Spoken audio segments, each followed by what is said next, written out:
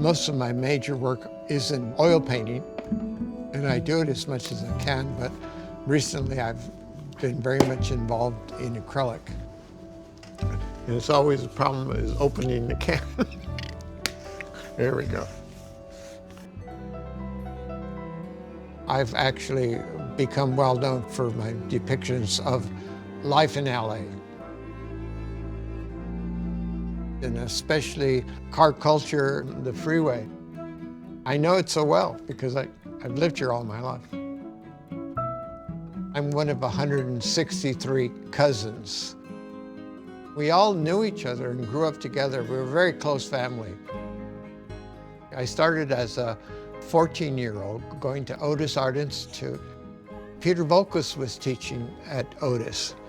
And by the time I started college at Cal State, I was known for my work in ceramics early on. And I've always worked in ceramics ever since. I even teach a class to this day.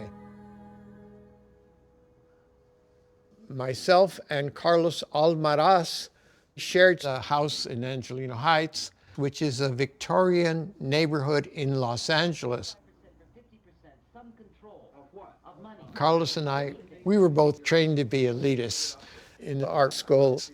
And when we met Lujan, he said, "No, you're a Chicano artist." Well, the other part of it is conditioning, Frank. You don't really want to change what you've been doing all along. You're kind of happy with it. I know, I feel And you're a happy Mexican. That's what I want to know. Do you believe that? That ensued into a huge discussion over 15 years about what is Chicano art.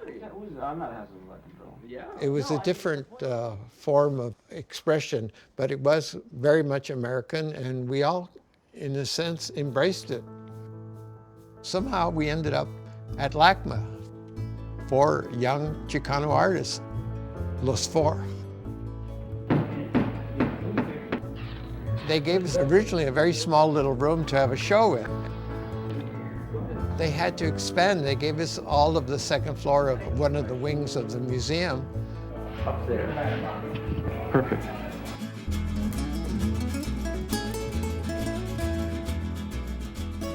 And the show broke attendance records, and it was an amazing event. It was very influential. The first major show of Chicano art. Subsequently, years later, we kind of felt bad that we were all men, and we invited Judith Hernandez to join the group, and she became the 5th member of Los Four. After the Los Four exhibition, I ended up being well known for doing protest paintings about police brutality. One painting was about the sheriffs closing Whittier Boulevard to cruising. There were all these beautiful cars, and the police closed it off. And then the last one was the arrest of the paleteros, and that had to do with the city of Los Angeles harassing immigrant street vendors. The license to sell on the street was $900, and we're talking about very poor people who could not buy a license.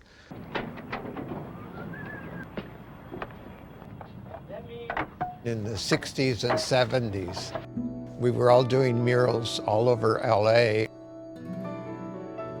In those days, you could do it without city authorization. You would just ask the owner if you'd like a mural, and you'd ask for money, and maybe he'd give you $30 for paint.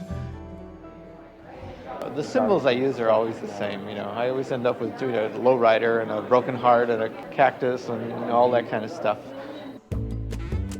In '84, they chose 10 LA artists, including myself, to do a mural for the Olympics.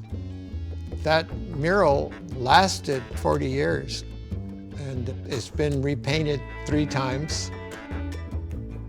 I love the idea of the car with the heart, and then palm trees, and, you know, California. These parts are blue, these parts are white. Incredible. I will paint it. I like the size of that. I could sell this for thousands of dollars. So I'll put it over here. A young artist by the name of Michael Fleckner interprets my drawings in neon. I've always loved neon. The colors are just so brilliant. I guess there's no other word for it.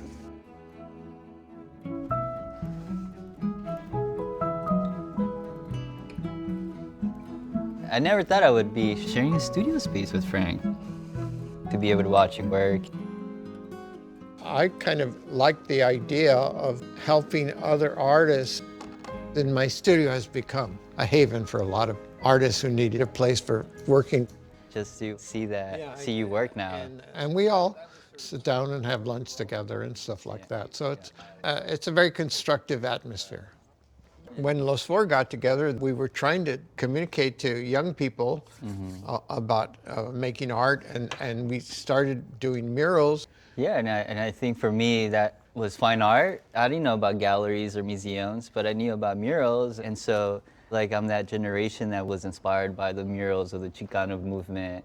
And I heard through Cheech that he bought one of your paintings. Yeah. And well, here you are. Here I am, yeah. Coming here has been an experience to just hear and learn. The same struggles happen even when you're a successful, accomplished artist. You just gotta find humor and it's gonna be okay. You know, I just having a good time. Great time, actually, doing my work. And yes, I've been doing it for 50 years now.